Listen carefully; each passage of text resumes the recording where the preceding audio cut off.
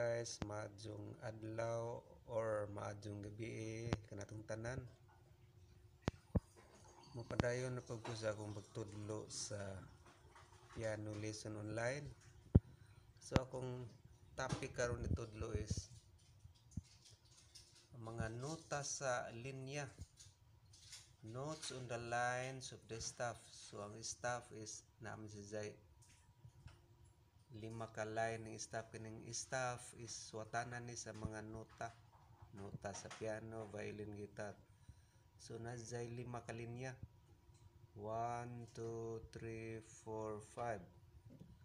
So naa si Zay nota nga na-assign sa first line si E. Muna si E. Ang ikaduhang line, kadong linya is G. Katulong linya is B. Kaupat nga linya is D. Ug ikalima nga linya is F. So E, G, B, D ug F nga nota sa linya sa staff. So permanente na ni dili na mausab. So naapod tay laing nota. Notes on a space. So napoy nota sa space dili kay sa lines ra.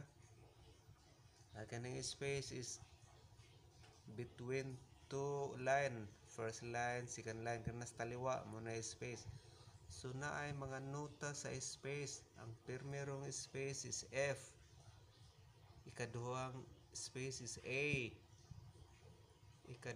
Ikatulong space is note C. Ikaupat nga space is note E. So mao ni sa mga nota nga permanente na dili na pud mausab guys. F, A, C, E dali ra man kay word nga phase.